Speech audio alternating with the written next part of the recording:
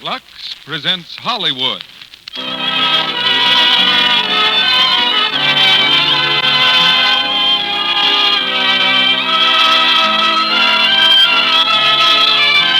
Lux Radio Theater brings you Lana Turner and Chief Bosun's Mate Victor Mature of the United States Coast Guard in Slightly Dangerous with Gene Lockhart. Ladies and gentlemen, your producer, Mr. Cecil B. DeMille.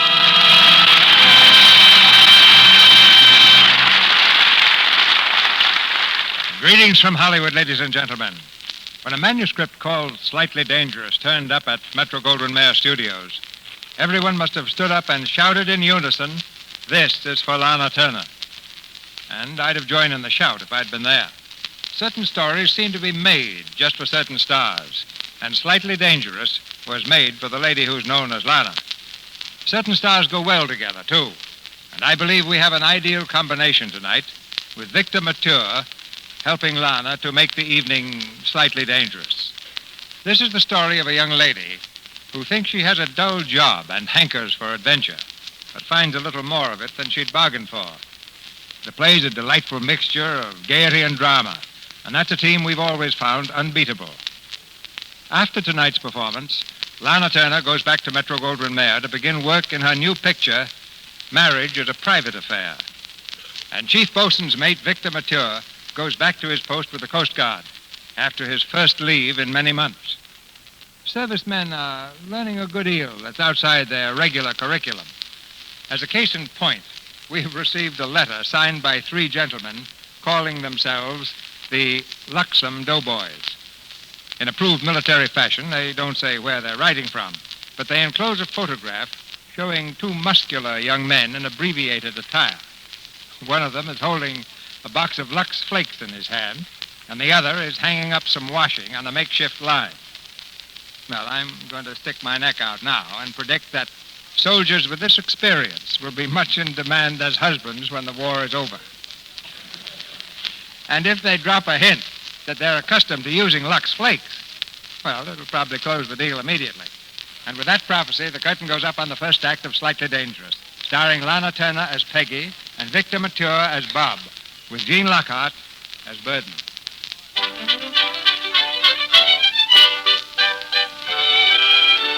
Find a penny, pick it up. All day you will have good luck. Said to herself when she found the penny. Peggy said to herself that it was about time she had some good luck anyway. I'll say it is. What kind of a life is this I'm leading? Work, eat, and sleep. Work, eat, and sleep. Oh, I'm getting sick of it. Yes, Peggy has a habit of saying things to herself, mostly because she has no one else to talk to. But now she's found a penny, and her lucky day is about to begin. As she enters the store where she works, the small change mart, the chief clerk is beginning his daily speech to the employees. Good morning, friends. We are all very lucky indeed to be employed by such a beneficent store as the Coast-to-Coast Small Change Mart. And this morning, there is one among us who is going to realize her luck even more than the rest of us. It gives me great pleasure to present Merit Award number 4 to that lucky girl, Miss Peggy Evans, who works at the soda fountain. Please step forward, Miss Evans. Peggy Evans, you're the first employee in the entire chain to arrive at your work 1,000 consecutive mornings on time. I therefore present you with Merit Award number 4, redeemable for $2.50 in merchandise. Thank you, sir. And remember, another 1,500 punctual arrivals brings a $10 reward. Keep your eye on it. Yes, sir. Now, to your stations, everyone. Open the door, please, Mr. Bonwit. Gee, congratulations, Peggy. What a break, huh? 2.5 fish out of the blue. Oh, thanks, Mitzi. And just think, it only took me a little over 3 years. Huh? 3 years and 4 months. And in another 5 years, I'll get $10 more in merchandise. Yeah, wholesale, too. Well, I'll be 26 then. Well, what's the beef, honey? In 5 years, you're going to be 26 anyway. Is that bad if they give you $10, Velvet? Is that an insult? Oh, and I'll have such a nice set of memories. 2,500 mornings on time. Those will be something to tell the children about. Except if I have a child, it might make me late that morning. Oh, it's bound to. But you ain't even married. No, I'm not. I'm not likely to be. Where could I meet a man? Well, anywhere. Where did I meet Hobart? Oh, don't tell me. Was it under a rock? Oh, Hobart Doodle Johnny comes along. Oh, who's Johnny? Nobody. Johnny's what I call him. Call who? Whoever he is. Phil, Joe, Charlie, Chuck, Jimmy, I call him Johnny. Well, what about him? Look, honey, I know lots of gals who got the same kind of job as you got, and they love it. Why? Because they got their Johnny. Oh, and that makes everything wonderful, I suppose. It sure does. You just keep laughing at nothing all the time. Yep, that's the way it is when you meet up with Johnny. Well, I don't know any Johnny, and I'm not likely to meet one around here. Unless it's that drip who whistles at me in front of Cutler's drugstore. So that's what got you mad, huh? Oh, no, Mitzi. It's just that I'm fed up. They played a dirty trick on me. Be yourself, will you? Nobody's played any tricks on you. Oh, yes, they did. When they were sitting around deciding who was going to be who. And when they came to me, they said, now, let's make this one nobody. Let's not give her any family, any home, anything. Let's just give her one thing, a job. The dullest little job we can find. And in the dullest little town we can find, Hotchkiss Falls. Ah, take it easy, honey. Your job's not as bad as all that. Why, you meet a lot of people, and you do a lot of interesting things, like mixing up Sundays and stuff. Oh, stop it, Mitzi. I could do my job blindfolded. Oh, no, you couldn't, honey. There's a lot more to it than you think. Oh, I couldn't, huh? Absolutely blindfolded. Watch me. Here, give me that napkin. Oh, no, Peggy, don't do that. You'll get into trouble. I can mix anything they want. Oh, miss, 1 second, lady. Peggy, take off that blindfold. Watch this. Order, lady? Well, I'd like, what's the matter, dearie? Did you hurt your eye? No, this is a new company rule. Blindfold improves efficiency. Well, what won't they think of next? I'll have a jumbo banana split. 1 jumbo coming up. Peggy, don't try it. Banana, slice it down the middle, so. Ice cream, chocolate on the right, strawberry on the left, and vanilla in the middle. Chocolate sauce, pineapple preserves, whipped cream, nuts, and a cherry on top. There you are. Well, get her. Did you see that? Nice going, kid. Okay, who's next? The blindfold marvel. I don't see how she does it. Oh, miss, over here, please. Yes, sir. Order, please. Tell me, doesn't that blindfold handicap your work? Well, order something and see. Well, I'm sorry to spoil your fun, but I'll have to ask you to take it off. And I'll have to ask you to leave that stool if you're not going to order. The management doesn't allow lounging. Look, number 122, I am the management. I'm the new general manager. Oh. Well, I suppose you're pretty proud of yourself sneaking up and catching me when I wasn't looking. Now, wait a Well, minute. you've got nothing to squawk about anyway. I was doing my job. I doubt that. No one can do their best work with their eyes closed. You're a soda squirt. Don't you call me a squirt. Now, what's your order? A very simple one. Take that blindfold off and report to my office immediately.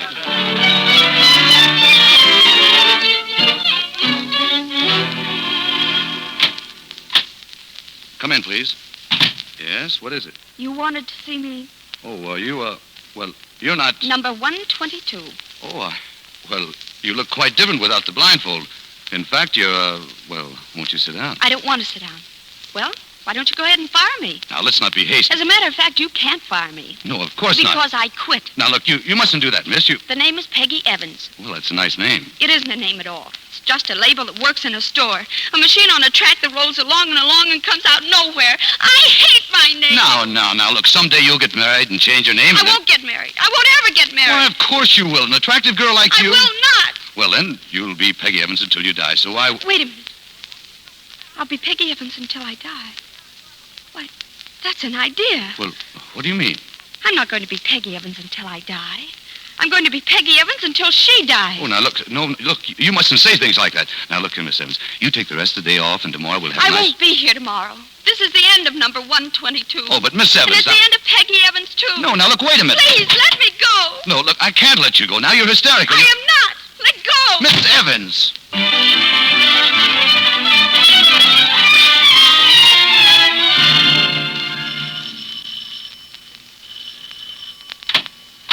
Yeah? Excuse me, I'm looking for Peggy Evans. Oh, yeah? Well, does she live here? Who wants to know? Well, I do. I got her address at the store, and I... Oh, the store, huh? Get in here. Listen, what is this? Hey, Joe, this guy's from the store. I don't say. Now, wait. Hey, what's going on? Who are you, gentlemen? Police department. Police? Has anything happened to Miss Evans? Mr. Innocent, huh? What's your name? I'm Robert Stewart. What's your business with Peggy Evans? Well, I'm Peggy Evans' boss. Her boss? He's the one who drove her to it. He's the one. And now I'll never be able to rent her room again. There ought to be a law against skunks like you. Will someone please tell me what this is all about? Read him the note, Joe. Let him know what he's done. Sure. This is to tell whoever cares not to bother looking for me. I'll be happier wherever I'm going. I can't go on being Peggy Evans any longer, not after what happened at the store. I'd rather jump in the river. Mitzi can have my clothes. For the last time, Peggy. Oh, that's awful. You said it. Yeah. Now, wait a minute. You got me all wrong. I didn't drive her to this. I only did my duty. I just told her to take off her blindfold. And now she's in the river. I hope you're satisfied, Brother Rat.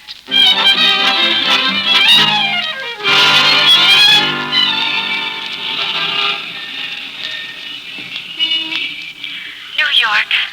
Oh, I always wanted to see New York. Well, here I am. And I'll never go back to Hotchkiss Falls. Never. Oh, but I wonder if I should have left that note. They probably think I committed suicide or something. Oh, well, it's the same thing. I'll never be Peggy Evans again anyhow. Peggy Evans is as good as dead. So, now what? Hey, look at that sign on that beauty shop. Let gravés give you a personality. That's it, a new personality. Well, go on in. Good morning, madame. Good morning. I need a new personality. But of course. Can you do it? But of course. Well, all right. Now, how long and how much? Let me see. A new hairdo, a new makeup, the right clothes. 4 hours and $150. Well, it's a deal.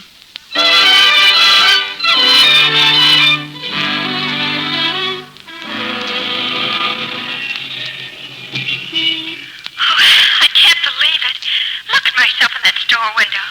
Oh, that's me, all right. That's Peggy Evans. Oh, no, I forgot. It's not Peggy Evans anymore. That's finished. Well, let me see. Who shall it be? Diane? Dion? Well, what about Suzanne? Suzanne. Oh, that's nicer. Suzanne Vanderbilt.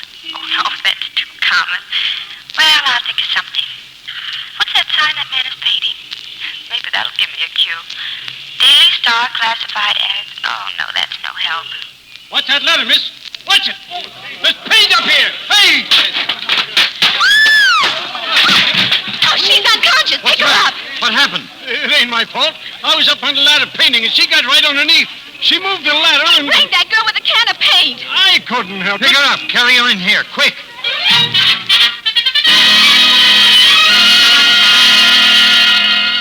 How is she, Doctor? Is she coming around? I think she'll be all right just as soon as she recovers from the shock. Look, Doc, that painter was working for the Daily Star. This puts the paper in a bad spot.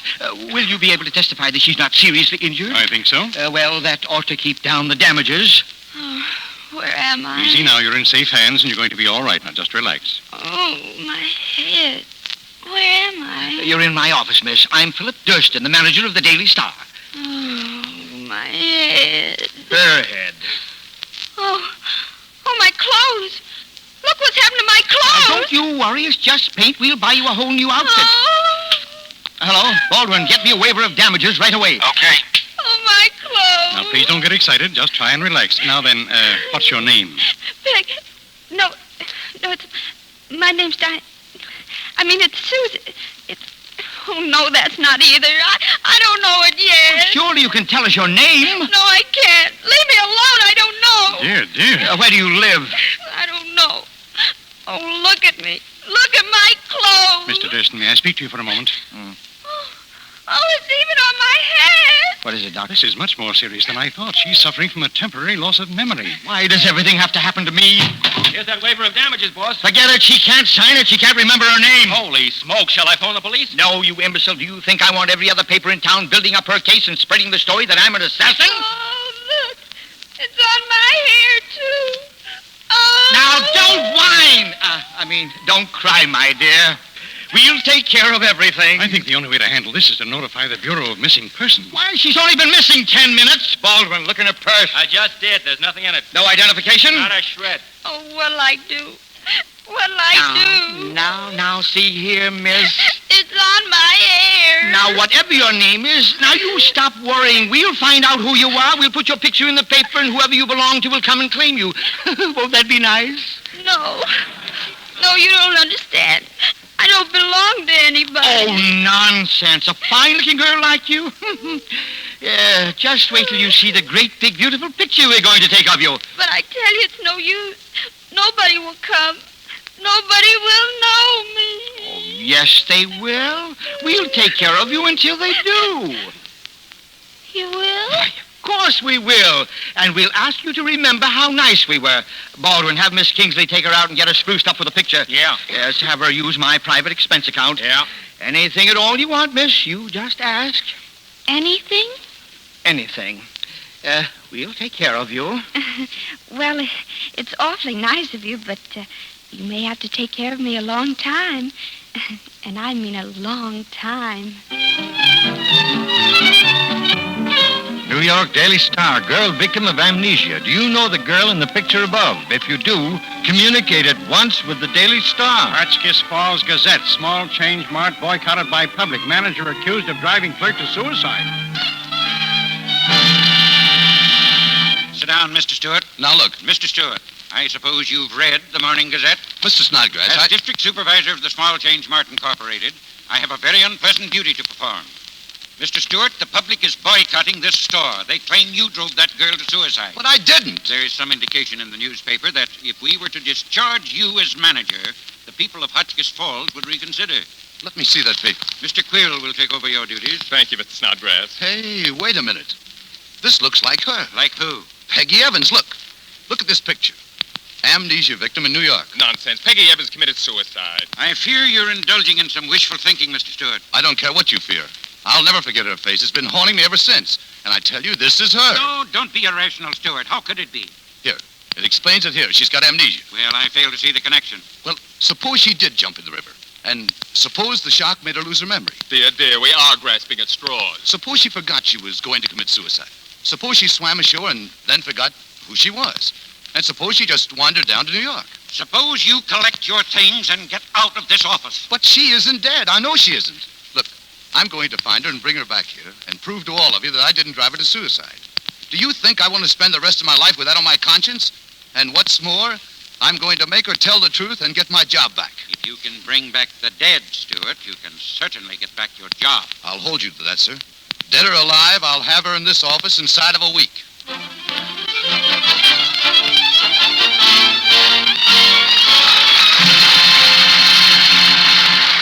In a moment, Mr. DeMille presents Lana Turner, Victor Mature, and Jean Lockhart in Act 2 of Slightly Dangerous.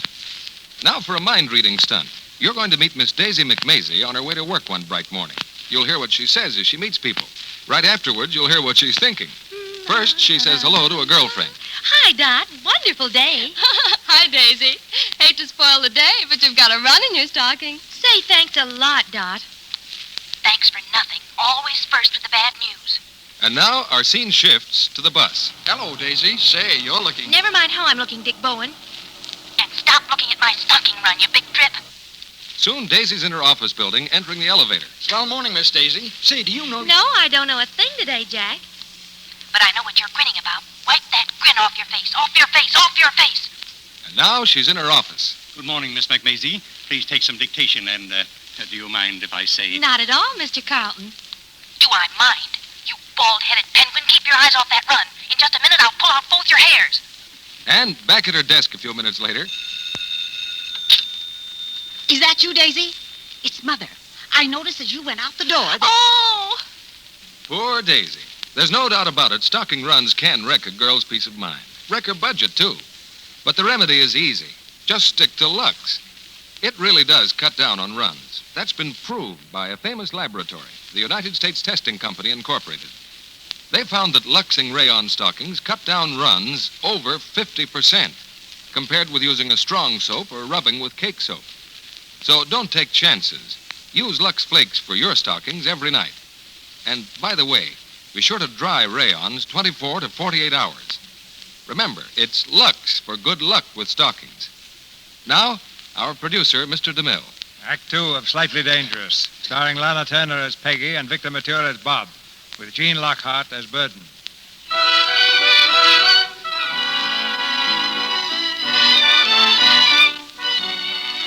Peggy Evans, alias the girl who can't remember her name, is having a glorious time. Providing that no one recognizes her, she can go on living at the Daily Star's expense indefinitely. The possibilities are very exciting, thinks Peggy. What a break. Oh, I think after a while, though, I'd like to be recognized. Oh, only not as Peggy Evans. Let's see, who would I like to be? A movie star? No, that's too tough. A long-lost daughter to a nice old gentleman. A rich old gentleman. That's what I want to be, an heiress. This brainstorm sends Peggy scurrying to the public library. There, in a newspaper of July 1927, she finds what she's looking for. Millionaire baby girl still missing. Police say no trace of Carol Burton, lost at circus 2 years ago. Baba, child's nurse, abandons home. Millionaire baby. Hey! That could be me!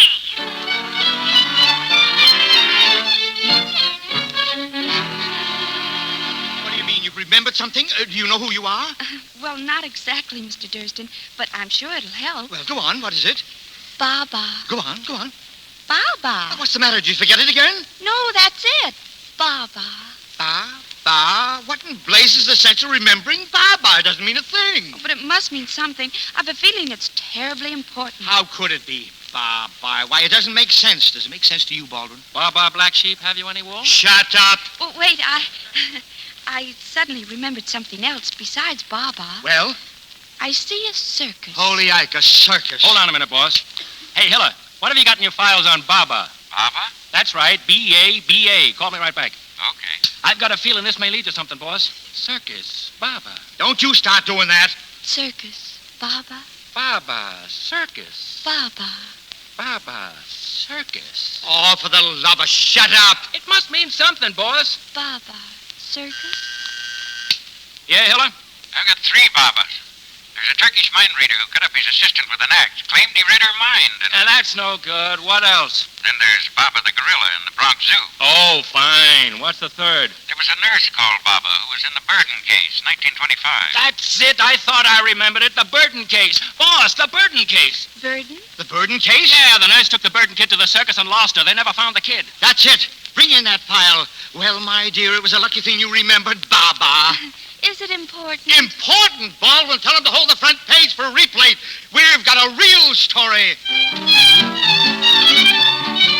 Paper, clue to missing bird and heiress. Cornelius Burden, the great long-lost daughter. Paper. Paper.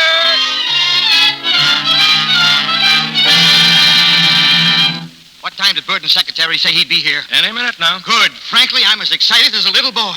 Reunited after 17 long years, the rich but lonely old man, the wandering waif with the golden curls. I'm a little nervous. Wonder what he'll say. Oh, why, he won't say a word. He'll look at her and hold out his arms, and his voice will break as the tears stream down his weather-beaten old cheeks. Yes? Mr. Cornelius Burton is here, sir. Send him in! Send him in! Well, he's on his way in now, sir. Where is he? Which one of you muck-breaking buzzards is Durston? Come on, speak up. Why, I am. So, you're Durston, eh? Well, I'm Cornelius Burden, and this is my lawyer, Stanhope. Well, I'm glad to meet you. I broke Burnell of Amalgamated Copper. I turned Bowen of the SLNV into a shaking old man, and by everything that's holy, I'll break you like a dry twig. Now, Durston! I'm going to put you in jail. Oh, come now, Mr. Burden. Don't try appealing to my mercy. I've got none. But, Mr. Burden, I don't think you understand. I understand. You've been part of a criminal conspiracy to defraud. Mr. Burden, all I've done is try to help you recover your daughter. My daughter. Stanhope, tell him. All you've done, Mr. Durston, is to print a story without verification, without substantiating evidence, and without consulting my client. But I've got evidence. I've got proof. This girl has amnesia, and the only thing she remembers is Baba. Yes, Baba. Bah! What kind of proof do you call that? There must be 40,000 nurses in the country named Baba. But she remembers the circus, too. Yes, circus. What do you think of that? Well, now, you've got me there. I forgot that my child was the only one in the world who'd ever seen a circus. If you've had the decency to consult Mr. Burden, he'd have told you he has a method of identifying his daughter. He has? You have? Certainly I have. My child's nurse, Baba. She still lives with me. She's interviewed hundreds of these phony girls in the last 15 years and exposed every one of them. And she'll expose this one, too. And when she does, I promise you I'll prosecute you to the full extent of the law. And then I'll find out who this girl really is. And I'll put her in the penitentiary, too. And under her real name. Well, come on. Let's get started. Wait. He's not my father. Aha! Heaven's sakes, Miss Burden. And don't call me Miss Burden. What makes you say he's not your father? Well, his face. What? What about my face? Well, if I'd ever seen a face like that before, I know I'd remember. It's the kind of face you couldn't forget, especially if you'd been exposed to it as a child. So you don't want to go home with Mr. Burden, is that it? I don't want to, and I'm not going to. Well, young lady, in my opinion, that constitutes an admission of guilt. Cornelius, shall I phone the district attorney? Certainly, by all means. Now, wait a minute. Look, my dear, you can't do this to me. Unless you cooperate, Mr. Burden will have every right to think that you're concealing something, some guilty plan. In which you share, Mr. Durston. I do not.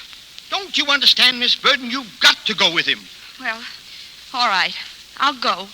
But if I turn out to be his daughter, I'm going to run away from home. And I'll help you. Well, good luck, my dear. She'll need more than that, and so will you.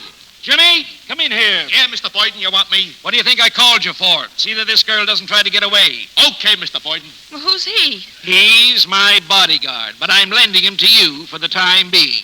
Come on.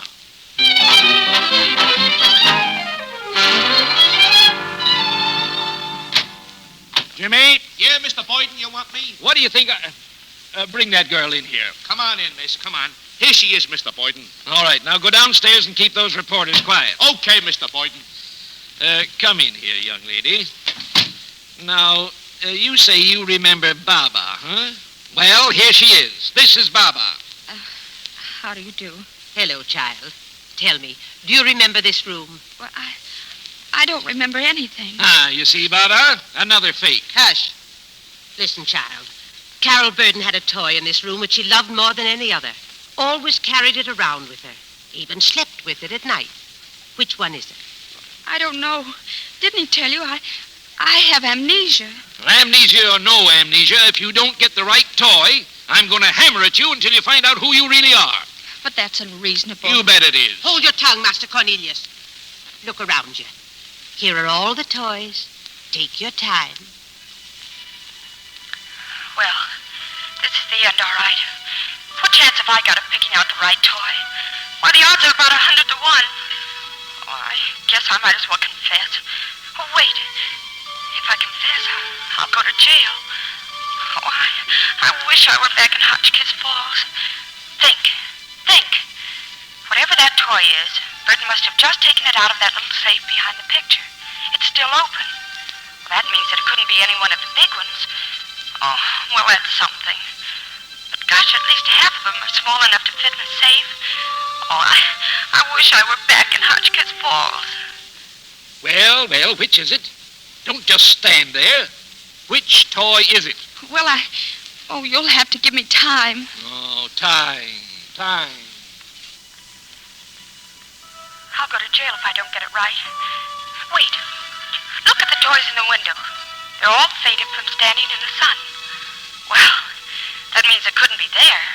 It wouldn't get faded lying in a safe. Oh, the odds are going down. They're going down. Oh, but I still wish I were back in Hotchkiss Falls. Hey, what was it Baba said? She even slept with that toy at night. Well, if she slept with it, then it couldn't be that car, or the 10 soldiers, or that merry-go-round. Why, they wouldn't let her take those to bed with her. She'd scratch herself. And it couldn't be that violin, or the Easter egg, or that doll's house. Why, they'd be all broken. Say something. Pick a toy.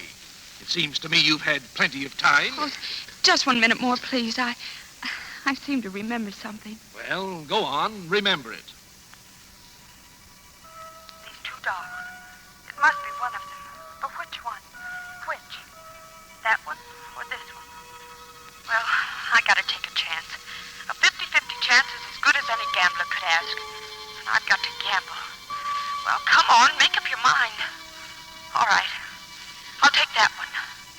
Will you please choose a toy? Which one? That one. What? That one. That one? Master Cornelius, that's it. Carol, oh, my baby, my darling, oh. Oh, Carol. Carol, how can you ever forgive me? Oh, darling. Carol, my dear. Oh, what is it, darling? Tell Baba. Nothing. It's just so frightening to suddenly have a father you don't even know. Listen, honey. I've always been afraid that if I ever found you, why, you'd be such a stranger, you wouldn't want me or need me. But now Now that you don't remember anything that's happened to you, why, you're just like a little child. You do need me. Oh, honey, I've done a lot more than find a little girl that used to be my Carol. I've really found my kid again.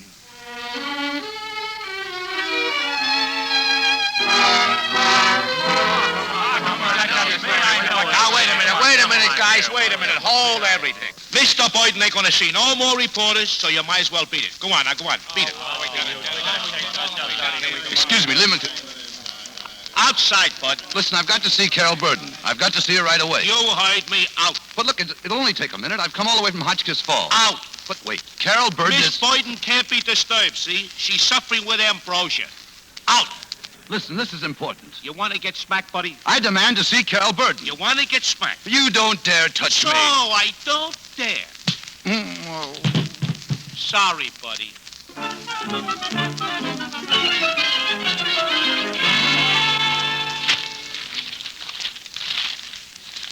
Carol Burden, beautiful heiress, to make first public appearance tonight at the Philharmonic Hall.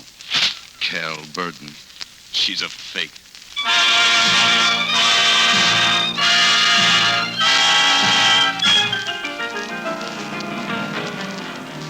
Enjoying yourself, dear? Oh, golly. I'm so excited and happy. Happy, are you? Uh-huh.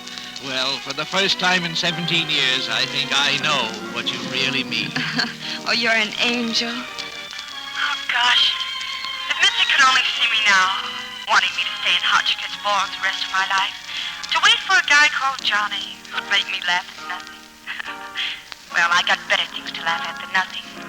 Oh, but I wish Mr. Burton hadn't turned out to be so nice. That's what makes me feel so bad. Hey, I've got to stop feeling like that. Why, I'm the luckiest soda jerk that ever lived.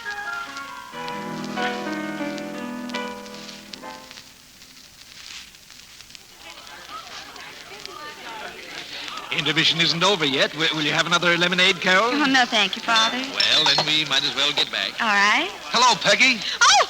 How are you? Say, look, I've been waiting for a chance to speak to you. Just a moment, young man. Oh, it's okay. She knows me, and I didn't kill her. What?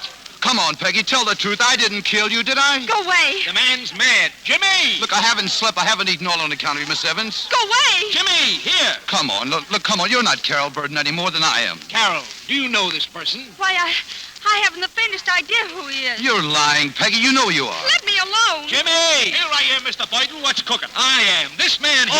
Oh, so it's you again, huh? Listen, you, if you think I know. I don't dare. Oh! Okay, Mr. Boyden.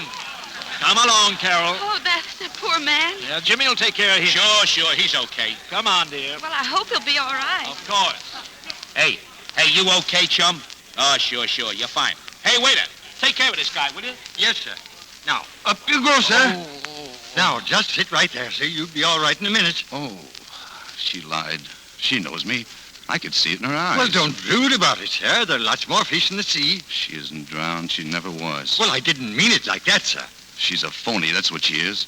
She hasn't any more amnesia than I have. Well, are you sure you haven't got amnesia or something? How about a spot to eat, sir? No. A drink, sir? No. A nice, cool glass of lemonade. How about it, sir? Lemonade. That's what she was drinking. She ought to be mixing them instead of sitting here all dressed up with a glass of lemonade.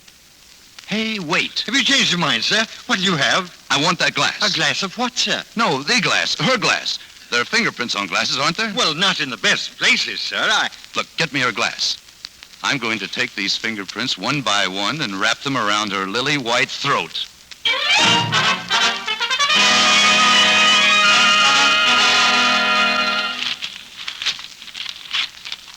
Millionaire gives reception for long-lost daughter. Carol Burden to meet New York society. Hooey.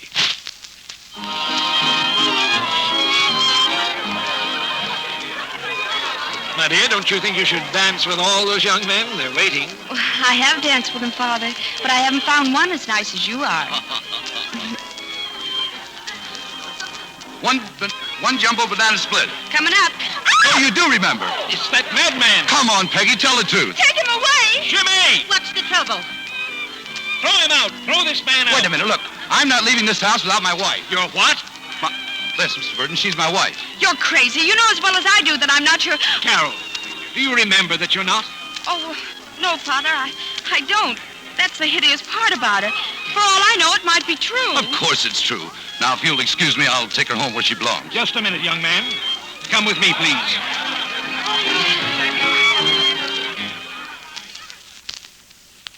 Go on, Mr. Stewart. Well, when I got home, she'd disappeared.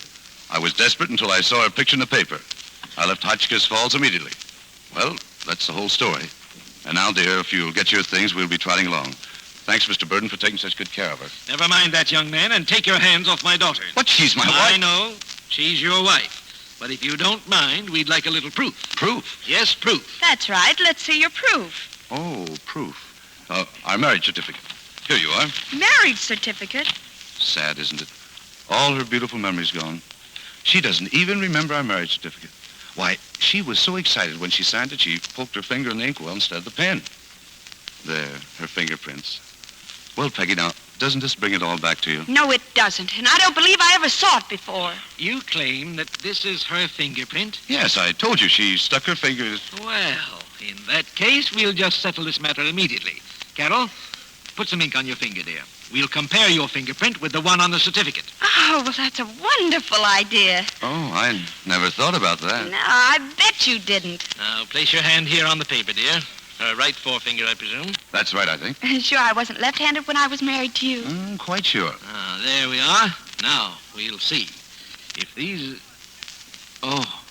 Well, Father, what is it? Why, this is awful. These prints are identical. What? Lucky thing for me, that fingerprint.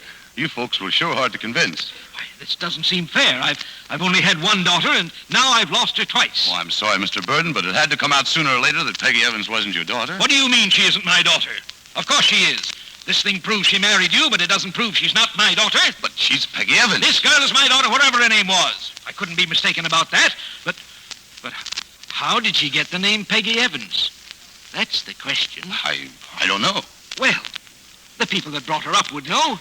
Where are they? Well, I don't know exactly. Oh, how could he know? This whole thing's a fake, a frame-up. It must be. Now, darling, look, don't get excited. You know what it does to you. She breaks out in a rash all over. Oh, get away from me. You mean to say that you don't know anything about your wife's background? Well, you see, she had amnesia when I met her. What's more, it kept happening on and off. Why, once I came home late at night, I kissed her, and she gave me a friendly smile and then said, "Who are you?" Oh! It was the friendly smile that burned me up. Oh, how can you? Mr. Stewart, what was the name of this town where you met Carol? Hotchkiss Falls. And that's where we're going right now. Come, lamb chop. Leave me alone. Come along. I'm going with you. What? What for? Well, Father, you... Why, don't you realize what all this means? At last we found a clue to your past. We can go back to Hotchkiss Falls and trace everything that's happened since the day I lost you. Oh, no. Why, of course we can. We can find all the people that knew you. I want to find out all about your past so I can protect your future. Wait, Mr. Stewart, I want to speak to my father alone. I'll bet you do. Will you wait outside, please? All right. Do hurry, though, dear. You know we have a long ride ahead of us. Father, that man isn't my husband. Call a woman's intuition if you want, but somehow I know. Yes, but what about the marriage certificate and the fingerprints here? Oh, I don't know. All I know is that he's lying. Well, in that case, I'll phone the police. Oh, no. No, let's not do that. I have a better plan. I'll go to Hotchkiss Falls with Mr. Stewart, but you mustn't come along. But, my dear, just the two of us. Then I can find out what this is all about. But do you think I'm insane? Let you go away alone with a man you feel is not your husband? Oh, but don't you see, if I'm alone with him, why, I can find out everything. I can trap him because he won't be suspecting anything.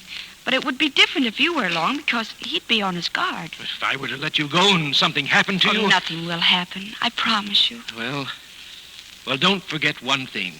If he bothers you in any way, you phone me immediately. I'll sleep with my clothes on. All right, Father. And be careful, Carol. Please. I will. Good night, dear. Good night. Oh, and Father. Yes, dear? I love you very much.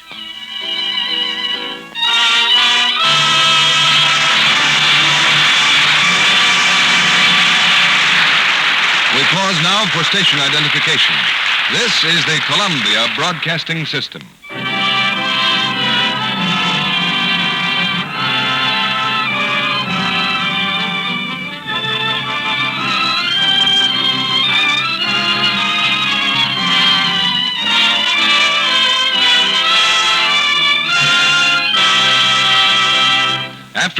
intermission, Mr. DeMille brings back Lana Turner, Victor Mature, and Gene Lockhart in Act 3 of Slightly Dangerous.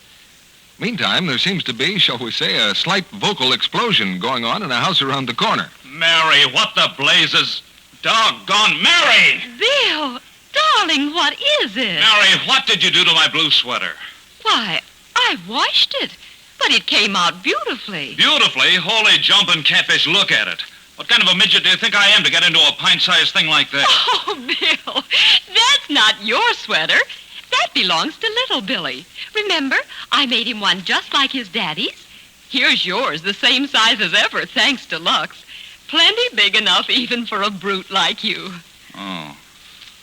Gee. Thanks. Well, Daddy's ego, his faith in himself, may be slightly shrunken, but not his favorite sweater. Not with gentle Lux care. You can't blame him for getting excited, though, because it's a real tragedy nowadays when woolens are washed the wrong way so they shrink. Strong soaps and cake soap rubbing do that, you know. But you don't have to worry about woolens when you use Lux Flakes. They're safe care for sweaters, blankets, all your washable woolens. Lux Care is thrifty care, too. You get so many suds from just a few flakes. Why, one big box of Lux will do 29 sweaters. Now, Mr. DeMille returns to the microphone. Besides being fine performers, our stars are a pin-up girl and a Coast Guardsman. We'll have a chat with them after the play. Now the curtain rises on the third act of Slightly Dangerous, starring Lana Turner and Victor Mature, with Gene Lockhart as Burton. Bob and Peggy are on their way to Hotchkiss Falls. There, Bob plans to exhibit her to the manager of the small change mart and clear himself. But Peggy Evans has a different idea. Well, I'd better play along with him a while. Oh, but not in Hotchkiss Falls. When we stop for something to eat, I'll pull some wires out of the car or something. I've just got to. Now they've stopped at a roadside restaurant where they're just finishing dinner. You don't have to look so scared, do you? Oh, I'm sorry. It's just that it's all so embarrassing. Suppose you didn't remember me at all and suddenly you find you were married to me. Wouldn't you be scared? I think you know pretty well there's nothing to be scared about. I don't believe you. I think you're scared right now. Me? Well, you haven't even kissed me yet. Kissed you? Kissed me? Well, do you want me to? Well, isn't it customary among husbands and wives? Not at all. Well, it might help us to get better acquainted. Yes, it ought to do that. Well, then. Okay. My, it does sort of scare you, doesn't it? Well...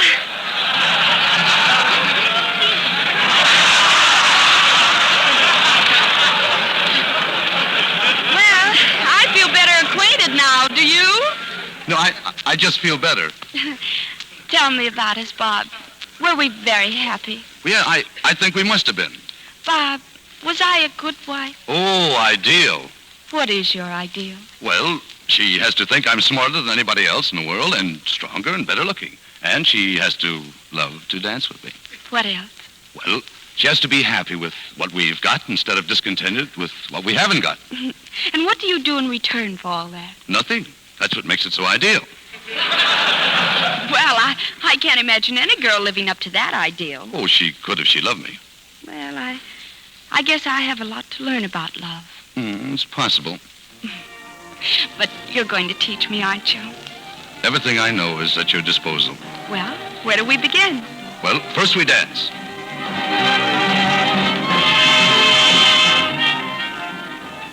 Now get this one. This is a half rumba and half my own. Oh, it's wonderful. What do you call it? The Hotchkiss Falls Limp. What are you laughing at? Nothing. Well, look at me. I'm laughing at nothing. You don't feel dizzy, do you? Hey, Johnny. No, Bob. Johnny. Look, I'm not Johnny. No, I guess not. It isn't reasonable. It certainly isn't. Come on, we'd better get started.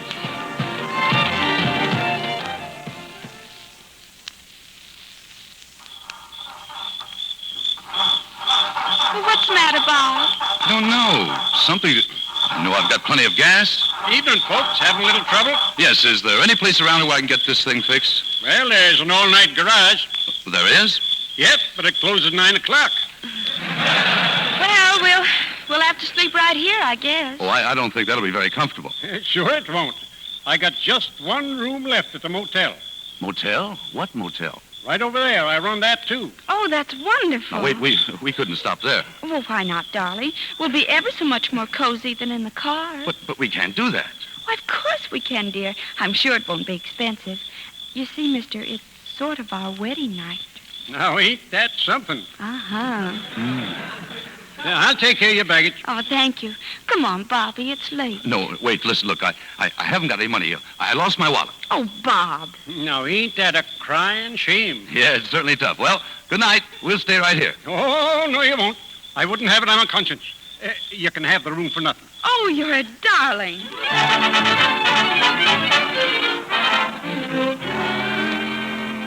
Very nice of him, wasn't it? Giving us this room. Yeah, but look, I don't... Well, I think I'll get into something comfortable. Peggy, Yes? do you know how to play cribbage? Oh, no, I don't. But you must teach me sometime. Look, don't you think this has gone far enough? Far enough for what? Well, I mean, under the circumstances, maybe I'd better go. I'll tell you what. I'll take another room. Oh, but there are no other rooms. Oh, don't be nervous, dear. Look, you've got to answer me one question. Maybe there's been a mistake here. Maybe I'm wrong, but I've got to know. Well? That night at the concert, when I called you Peggy, you were frightened to death, weren't you? Answer me. Well, yes. Why? Well, you sneaked up behind me and shouted in my ear. You would have been frightened, too. But you recognized me. Now, don't deny it. You knew me when you saw me. Well, I had seen you before. Now, so you admit it. Well, certainly. It was that day at Father's when you were with the reporters and Jimmy punched you. I saw you from the hall. You don't remember me from Hotchkiss Falls? No. Oh, but what's the difference? Now get some sleep, darling. We want to get an early start. Oh, I've made a terrible mistake. Listen, I'm not your husband. Oh, but I don't understand. That's all there is to it. I'm not your husband at all. Oh, but you must be that marriage certificate. Well, that was a forgery, a fake. I thought you were a fake, too. I had your fingerprints taken off of a glass you used, and... Oh. Look, it's all right. Now, don't worry, please. I'll take you home to your father in the morning. Now, I'm going out to the car. Good night. Good night. Oh, just one more thing. You're Carol Burden, all right. You're not Peggy Evans. How do you know? Because Peggy Evans was a whining little coward, afraid to face life. She was hysterical and selfish. And you're the finest, the bravest girl that ever was. You were willing to accept me, a complete stranger, as your husband. You left your home and your father to come with me because, well, you thought it was right. You're the most wonderful girl I ever knew. That's all. Good night.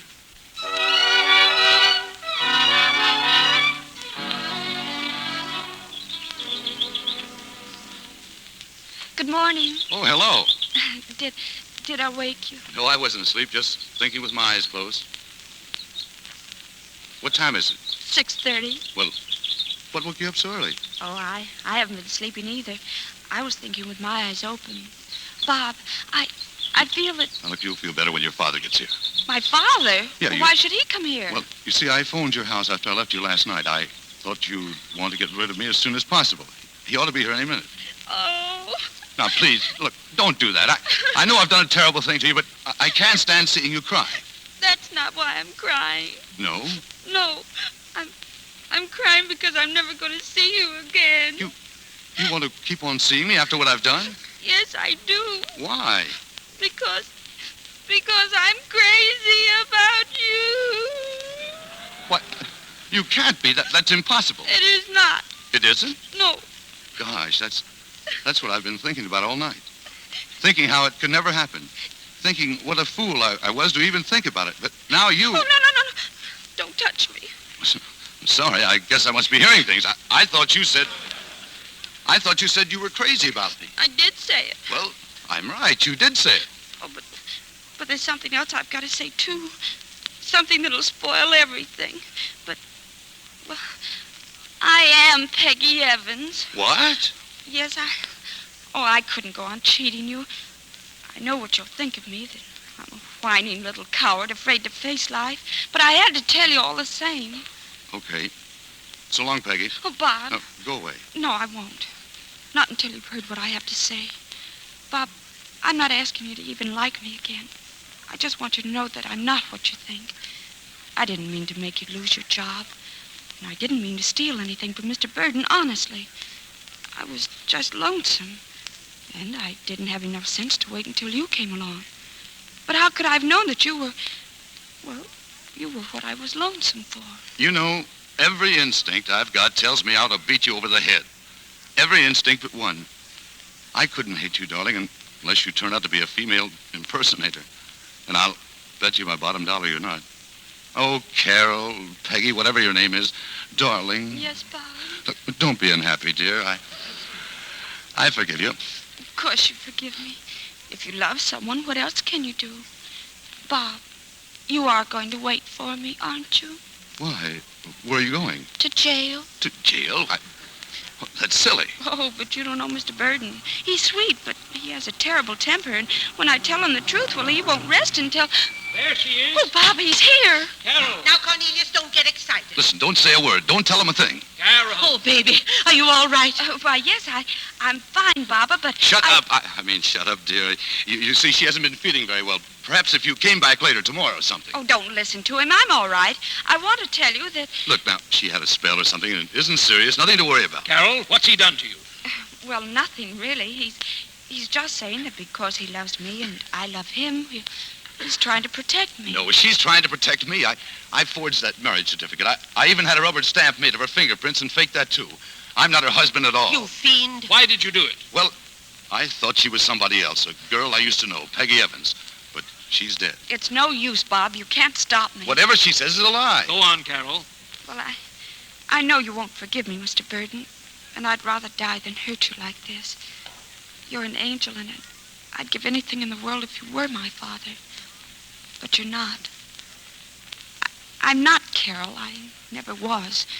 I'm Peggy Evans. Oh, don't be silly. Baby. Oh, please, both of you. I'm telling the truth. Bob, tell him that I am Peggy Evans. Why should I? I don't believe you are. And neither do I. But... I guess I ought to know my own daughter. Well, we're going to Hotchkiss Falls. No, my dear. We're going home. I'll get your things. I'll help you, Mr. Burden. Oh, but I can't go on lying the rest of my life. I can't go on cheating. Oh, stop that sniveling, Peggy Evans. Peggy Evans? Well, then you do believe me, Barbara. Of course I do. Oh, well, then you'll tell Mr. Burden. I'll tell him nothing. Besides, he knows it anyway. But he's not my father. What do you mean he knows it anyway? He found out last night. He called Hotchkiss Falls. Well, then why didn't he just say so? For two reasons. It would kill him to admit that he'd been fooled, and it would kill him to give you up. You mean he wants me to go on being his daughter? If you'd a lick of sense, you'd see that. But how can he want me? I don't belong to him. Stop your nonsense. You've made him happier than he's been for 17 years. Now, come on. Show him what you're made of. All right, let's go. Here's your grip, Miss Burden. Come on, come on. Do you really want me to go home with you? Of course I do. That is, if you want to come, do you? Well, I'd like to see anybody try to stop me. Hey, what about me? Oh, yes. What about him? Oh, well, I love him. Well, that's a fine how do you do. Oh, but I can't help it. Well, I've got a daughter. I might as well saddle myself with a son-in-law. Me? Certainly, you. Well, Now, I'm in a hurry. I'll give you 30 seconds to make up your mind. Well, it's made up now. Oh, Carol. Oh, Johnny. The name is Bob Carroll. The name is Peggy, Johnny. You know, maybe we'd better just call each other Mr. and Mrs. Maybe talking at all is just a waste of time.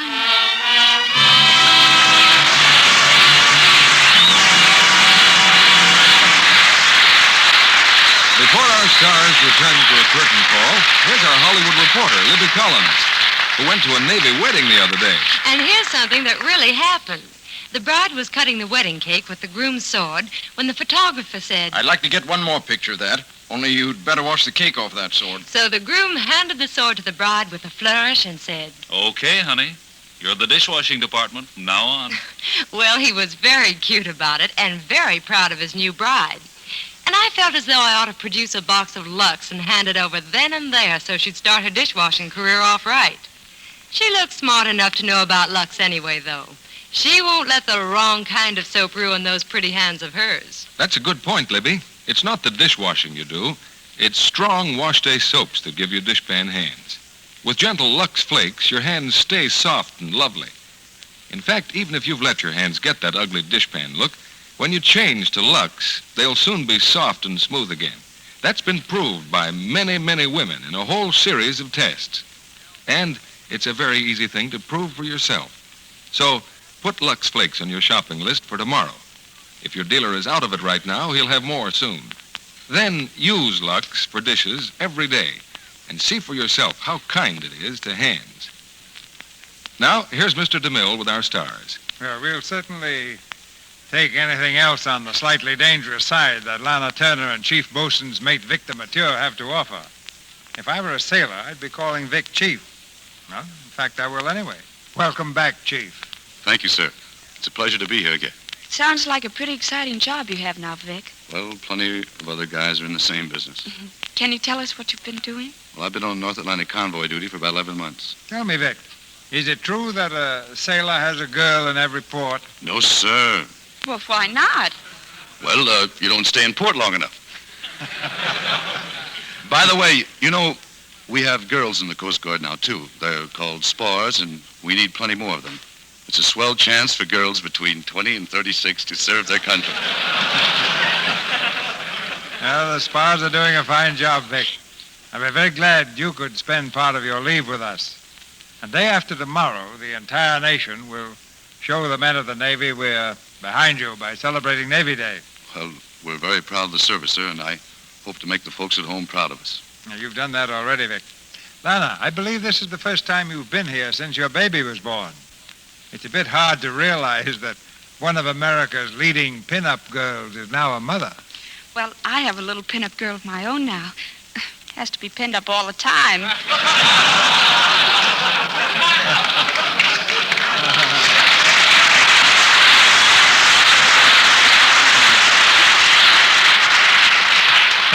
From what I hear, your picture is being pinned up more than ever. When do you go back to work in pictures, Lana? Well, I'm getting ready now, Vic. Irene, the designer at the studio, is making the clothes for my new picture now. I guess that's pretty tough work for a woman, getting a lot of new clothes. Oh, well, we can stand it now and then. Well, congratulations on the baby, Lana. And if she's as lovely as her mother, let me make her first screen test. I'll remember that. Now, what's your play next week, Mr. DeMille? One of the big successes of the current screen, Lana. It's the Paramount hit, So Proudly We Hail. And the stars are Claudette Colbert, Paulette Goddard, Veronica Lake, and Sonny Tufts.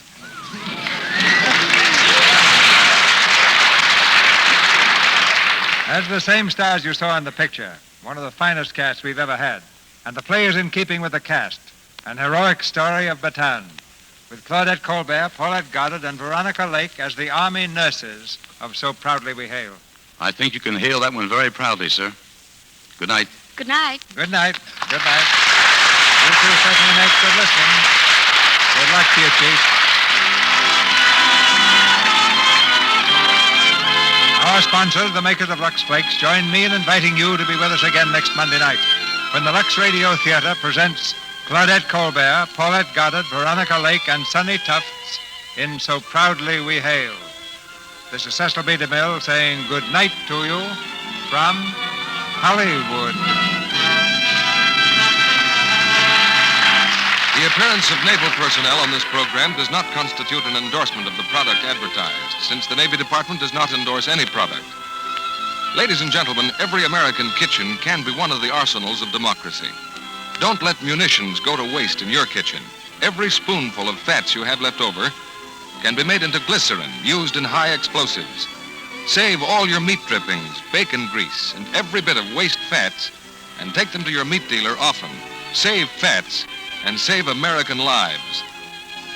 Heard in tonight's play were Leo Cleary as Durston, Verna Felton as Baba, Eddie Marr as Jimmy, Florence Haloff as Mitzi, and Roland Drew, Walter Sonderling, Robert Harris, Ed Emerson, Mason Moltzner, Griff Barnett, Fred Mackay, Charles Seal, Norman Field, and Truda Marson. Our music was directed by Louis Silvers. And this is your announcer, John M. Kennedy, reminding you to tune in next Monday night to hear Claudette Colbert, Paulette Goddard, and Veronica Lake in So Proudly We Hail with Sonny Tufts.